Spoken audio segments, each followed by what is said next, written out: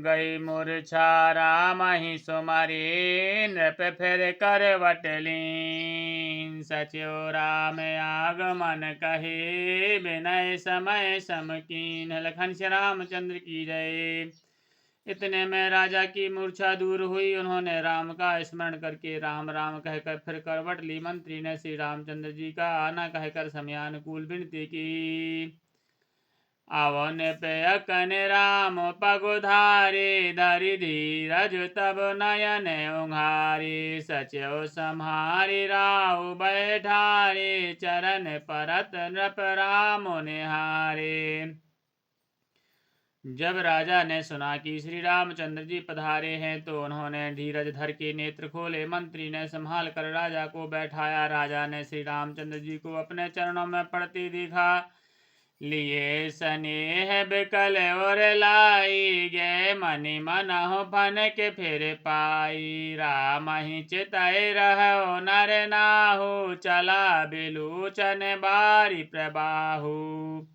स्नेह से बिकल राजा ने श्री रामचंद्र जी को हृदय से लगा लिया मानो सांप ने अपनी खोई हुई मणि फिर पाली हो। राजा दशरथ जी श्री रामचंद्र जी को देखते ही रह गए। उनके नेत्रों से आंसुओं की धारा बह चली। शोक बेवश कछु कहे न पारा हृदय लगावत बारहि बारा। विधि मनाव राहु मन माही जहि रघुनाथ न कानन जाही।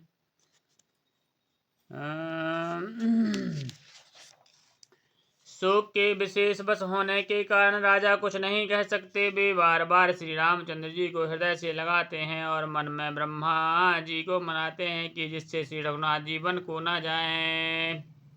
सुमारी महेश कहे निहोरी बिनती सुनाहु सदा शिव मोरी। आशुतोष तुम आओ घर दानी आरति हरहु दीन जनुदानी।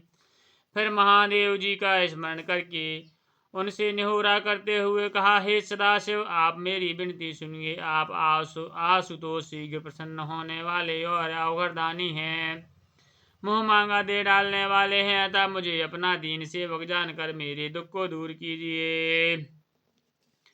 तुम प्रेरक सबके हृदय सुमति राम ही देहु। बचन मोर तज रहि घर परिहरशील स्नेह। लखन श्री रामचंद्र की जय। आप प्रेरक रूप से सबके हृदय में हैं। आप श्री रामचंद्र जी को ऐसी बुद्धि दीजिए जिससे वे मेरे वचन को त्याग कर और शील स्नेह को छोड़कर घर में ही रह जाएं।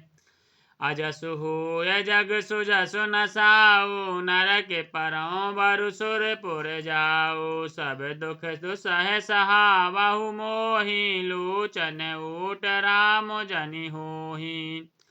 जगत में चाहे अपयश हो और सुयश नष्ट हो जाए, चाहे नया पाप होने से मैं नरक में गिरूं अथवा स्वर्ग चला जाए, और भी सब प्रकार के दुसह दुख आप मुझसे सहन करा लें, पर श्री रामचंद्र मेरी आंखों के ओट न हो। असमन गुनय राव नहीं बोला पीपर पात सरस मनु डोला। रघुपति पितहि प्रेम बस जानी पुनि कछु कहाहि मातु अनुमानी। राजा मन ही मन इस प्रकार विचार कर रहे हैं, बोलते नहीं। उनका मन पीपल के पत्ते की तरह डोल रहा है। श्री रघुनाथ जी पिता को प्रेम बस जानकर और यह अनुमान करके कि माता फिर कुछ कहेंगी तो पिताजी को दुख होगा, देश काल अवसर अनुसारी बोले बचन विनीत विचारी। तात कहूँ कछु करऊँ डिठाई अनुचित क्षमा जान लरकाई। देश काल और अवसर के अनुकूल विचार कर विनती कहे विनीत वचन कहे, हे तात मैं कुछ कहता हूँ यदि डिठाई करता हूँ, यह अनुचित को मेरी बाल्यावस्था समझकर क्षमा कीजिएगा। अति लघु बात लागे दुख पावा। काहु न मोहि कहि प्रथम जनावा। देख गुसायहि पूछौ माता सुनि प्रसंग भय शीतल गाता। इस अत्यंत तुच्छ बात के लिए आपने इतना दुख पाया, मुझे किसी ने पहले कहकर यह बात नहीं जनाई। स्वामी, आपको इस दशा में देखकर मैंने माता से पूछा। उनसे सारा प्रसंग सुनकर मेरे सब अंग शीतल हो गए, मुझे बड़ी प्रसन्नता हुई। मंगल समय स्नेह बस सोच परिहरय तायसुदे राह रसिय कहे पुल के प्रभु गात लखन श्री रामचंद्र की जय।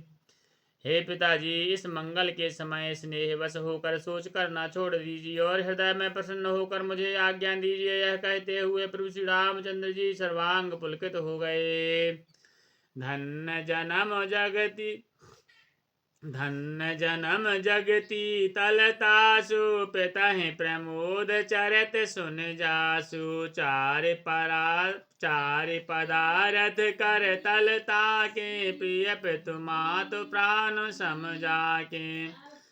इस पृथ्वी तल पर उसका जन्म धन्य है जिसके चरित्र सुनकर पिता को परम आनंद हो, जिसको माता पिता प्राणों के समान प्रिय है। चारों पदार्थ अर्थ धर्म काम मोक्ष उसके करतलगत मुट्ठी में रहते हैं।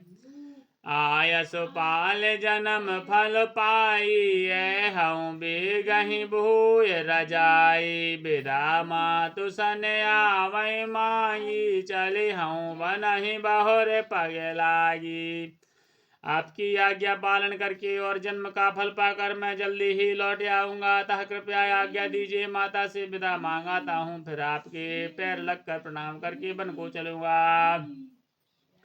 अस कहे राम गवन तब कीन्हा भूप सूख बस उतरो न दीन्हा नगर व्याप गई बात सुती छी छुअत चढ़ी जनु सब तन बीछी।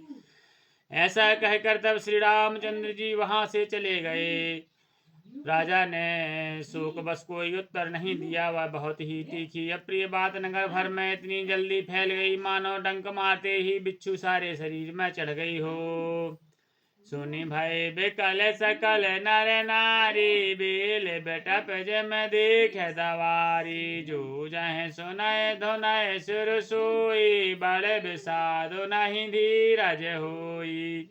इस बात को सुनकर सब स्त्री पुरुष ऐसे व्याकुल हो गए हैं जैसे दावानल वन में आग लगी देखकर बेल और वृक्ष मुरझा जाते हैं। जो जहाँ सुनता है वह वहीं सिर धुनने पीटने लगता है। बड़ा विषाद है, किसी को धीरज नहीं बनता।